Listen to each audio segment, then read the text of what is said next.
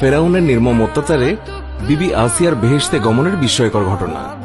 ফেরাউনের এক দাসীর ভাগ্যে আল্লাহ পাক রেখেছিলেন হিদায়াতের দৌলত, অমূল্য সম্পদ। একদিন ওই দাসী মুসলমান হয়ে যায়, আশ্রয় গ্রহণ করে ইসলামের সুশীতল ছায়ায়।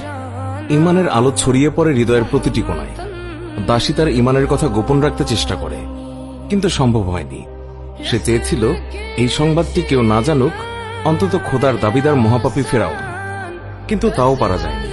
ধীরে ধীরে একসময় ফেরাউনের কানেও পৌঁছে যায় দাসীর ইমান আনয়নের সংবাদ। ফেরাউন দাসীকে ডেকে পাঠায়, খবরের সত্যতা জানতে চায়। দাসী অকপটে সবকিছু স্বীকার করে। সুতরাং আর যায় কোথায়? দাসীর ছিল 2 কন্যা, তার মাঝে একজন দুগ্ধপায়ী শিশু। একটি বড় পাত্রে তেল গরম করতে নির্দেশ দেয় ফেরাউন। তেল টকবক করে ফুটতে শুরু করলে দাসীকে সম্বোধন করে সে বলে, আমাকে খোদা মানো, নইলে তোমার সন্তানরা এখনই দুনিয়া থেকে চিরতরে বিদায় নেবে। তাদেরকে আমি এই ফুটন্ত তেলে ডুবিয়ে মারব, নির্মমভাবে হত্যা করব, তারপর তোমাকেও মারব। সুতরাং ভেবে দেখো, মুসার খোদাকে খোদা মানবে নাকি আমাকে? ফেরাউনের কথায় দাসীর ইমান বিদ্যুতের ন্যায় জ্বলে ওঠে, ঝড়ের ন্যায় বেগবান হয়। সে অবিচল কণ্ঠে বলে, আরে মিথ্যে খোদা, আমার তো মাত্র 2টি মেয়ে। যদি আমার আরো কয়েকজন মেয়ে থাকতো, তাদেরকেও আমি খোদার রাহে বিসর্জন দিতাম, উৎসর্গ করতাম। তবুও তোমার মতো নাফরমানের আনুগত্য কখনোই স্বীকার করতাম না।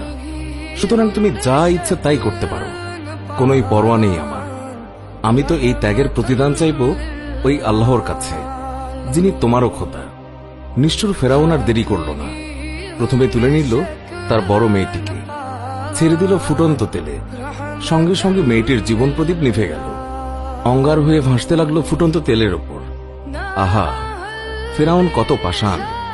যদি কোনো মা তার সন্তানকে এইভাবে মরতে দেখে, তাহলে ওই মায়ের কেমন লাগবে, কেমন হবে তার অনুভূতি?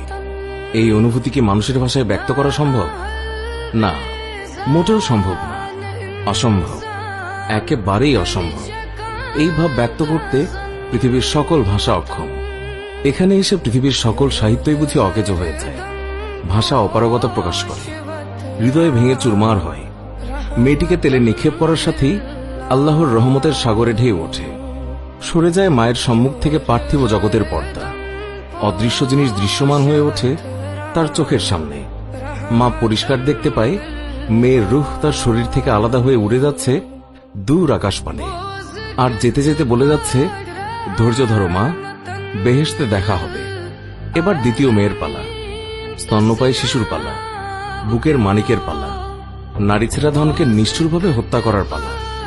কঠিন প্রাণ ফেরাউন আবার এগিয়ে যায় মায়ের দিকে, কেড়ে নেয় ওই মহিলার বুকের মানিককে, ছেড়ে দেয় ফুটন্ত তেলে। মা তাকিয়ে দেখছে, তার চোখের সামনেই তার কলিজার টুকরার সন্তান উত্তপ্ত তেলে ভাজা ভাজা হচ্ছে। ওহ, কি নির্মম দৃশ্য, কি হৃদয় বিদারক চিত্র! পুনরায় উঠে গেল অদৃশ্যের পর্দা। মা দেখল দুগ্ধপায়ী শিশুটির আত্মাও চলে যাওয়ার সময় বলছে, মা, ধৈর্য ধরো, তোমার জন্য অপেক্ষা করছে মহাপুরস্কার। ওই দেখো বেহেশত। আমরা শীঘ্রই মিলিত হব বেহেশতের বালাখানায়। সবশেষে এলো মায়ের পালা। নরপশু ফেরাউন তাকেও ডুবিয়ে দিল সেই ডুবন্ত তেলে, হত্যা করল নির্মমভাবে। 2 কন্যার জীবন গেল, নিজের জীবনও উৎসর্গ করল। তবু দাসী তার ঈমান ছাড়ল না, আনুগত্য স্বীকার করল না নিষ্ঠুর ফেরাউনের। উত্তপ্ত তেলের পাত্রে ভাজা ভাজা হয়ে হাড্ডিগুলো একত্র করে মাটিতে পুঁতে রাখল। এই ঘটনার প্রায় 2000 বছর পর পবিত্র মেরাজে যাচ্ছিলেন প্রিয়নবী সাল্লাল্লাহু আলাইহি ওয়াসাল্লাম। তিনি যখন বায়তুল মুকাদ্দাস থেকে আকাশের দিকে যাত্রা করেন, তখন মাটির দিক থেকে বেহেশতের সুঘ্রাণ এসে তাকে বিমোহিত করে। এই পাগল করা খুশবু তাকে অভিভূত করে। বিস্ময় ভরা কণ্ঠে জিজ্ঞাসা করেন, জিব্রাইল, বেহেশতের খুশবু পাচ্ছি, কোত্থেকে আসছে এই খুশবু, কোত্থেকে আসছে এই সুঘ্রাণ? জিব্রাইল আলাইহিস সালাম বলেন, আজ থেকে 2000 বছর আগে এক ইমানদার দাসীকে তার 2 কন্যা সহ ফুটন্ত তেলে ডুবিয়ে হত্যা করেছিল নিষ্ঠুর ফেরাউন। তারপর তাদের হাড়গুলো পুঁতে রেখেছিল মাটিতে। আপনি এখন যেই সুবাস পাচ্ছেন, তা ওইসব হাড় থেকে বিচ্ছুরিত সুবাস। সুবহানাল্লাহ। আবার ফিরে আসে পূর্বের কথায়। ফেরাউনের এই বিভৎস কাণ্ড প্রত্যক্ষ করেছিল তার পরিষদের লোকজন, এমনকি পরিবারের লোকজন। প্রত্যক্ষ করেছিল তার প্রাণপ্রিয় স্ত্রী আসিয়াও। এই ঘটনা আসিয়ার মনোজগতে দারুণভাবে নাড়া দেয়, প্রচন্ড আলোড়ন সৃষ্টি করে। সেভাবে এত শক্তিশালী কোন সেই জিনিস যার কারণে একজন মা তার চোখের সামনে সন্তান বিসর্জন দিতে পারে, অকাতরে বিলিয়ে দিতে পারে নিজের জীবনটাও। অবশেষে তার বিশ্বাস হয় একমাত্র সত্য প্রভু ছাড়া আর কারো জন্য এইভাবে জীবন দেয়াই যায় না। আসিয়ার বুঝে আসে দাসীর দিনই প্রকৃত দিন, তার পথই নির্ভুল পথ, তার ইমানই খাঁটি ইমান। অতএব জীবনের কামিয়াবির জন্য এই দিনকেই গ্রহণ করতে হবে, এই ইমান আনয়ন করতে হবে, চলতে হবে এই পথে। সুতরাং আসিয়া আর কালক্ষেপণ করল না। মুসা আলাইহিসসালামের রবের ওপর ইমান এনে সে মুসলমান হয়ে গেল।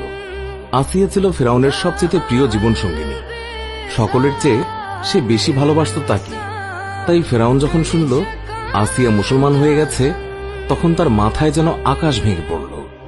শুধু তাই নয়, গোটা মহলে নেমে এলো শোকের ছায়া। ফেরাউন নানা কৌশল অবলম্বন করল আসিয়াকে ফিরিয়ে আনতে, নানাভাবে তাকে বুঝালো, কিন্তু তার সব চেষ্টাই ব্যর্থ হল।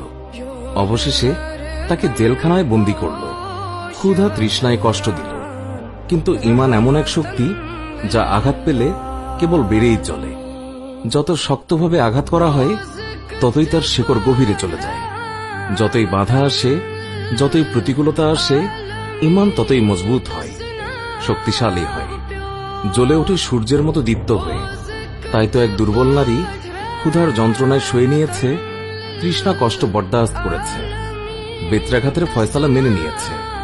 তবুও সে ফেরাউনের আবদার মানতে পারেনি। সবশেষে এলো এক কঠিন নির্দেশ।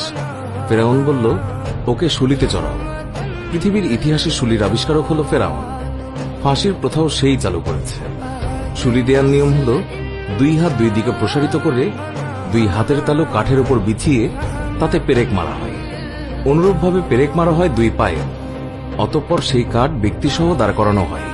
তখন সেই ব্যক্তি অসীম যন্ত্রণায় দগ্ধ হয়ে কাতরাতে কাতরাতে সেখানেই প্রাণ ত্যাগ করে। ফেরাউনের নির্দেশে আসিয়াকে শুলিতে চড়ানোর প্রস্তুতি শুরু হল। তুলতুলে নরম হাত, যেই হাত কোনোদিন শক্ত তৃণ স্পর্শ করেনি, সেই রেশম কোমল হাতে লোহার পেরেক মারা হল। যেই পা কোনোদিনও শক্ত ভূমি মারায়নি, সেই পায়েও ঢুকানো হল লৌহ পেরেক। শুধু কি তাই? না, শুধু এইটুকু কষ্ট দিয়েই পাষণ্ড ফেরাউন ক্ষান্ত হয়নি। সে পুনরায় নির্দেশ দিল, ওর দেহ থেকে চামড়া আলাদা করে নাও, অত্যাচারের মাত্রা বাড়িয়ে দাও। সঙ্গে সঙ্গে সেই নির্দেশও পালন করা হল। এই কঠিন অবস্থায় আসিয়া আল্লাহ তাআলার দরবারে দোয়া করল। তার সেই দোয়ায় সেদিন আল্লাহ তাআলার আরশ পর্যন্ত কেঁপে উঠেছিল। আসিয়ার এই দোয়াকে আল্লাহ তাআলা এমনভাবে কবুল করেছিলেন, পরবর্তীতে সেটাকে পবিত্র কোরআনের অংশ বানিয়ে দিয়েছেন। কিয়ামত পর্যন্ত উম্মত কোরআন তেলাওয়াত করবে। আল্লাহ পাক ফেরেশতাকে বললেন, আসিয়ার চোখের সামনের পর্দা সরিয়ে দাও, অদৃশ্যকে করে দাও দৃশ্যমান, দেখিয়ে দাও তাকে বেহেশতের সেই ঘর যেখানে সে চিরকাল থাকবে। নির্দেশ পালিত হল সঙ্গে সঙ্গে। তখন শুলিতে ঝুলতে ঝুলতে আসিয়া প্রত্যক্ষ করছিল বেহেশতে নির্মিত তার বসবাসের ঘর। বেহেশতের ঘর প্রত্যক্ষ করতেই আল্লাহ তাআলার নির্দেশে ফেরেশতা তার রূহ কবজ করে নেয় এবং তার দ্বিতীয় দোয়াও কবুল হয়। সে মুক্তি পায় ফেরাউনের অত্যাচার থেকে, মুক্তি পায় অত্যাচারী সম্প্রদায় থেকে। সুপ্রিয় দর্শক, এই ছিল আমাদের আজকের ভিডিও।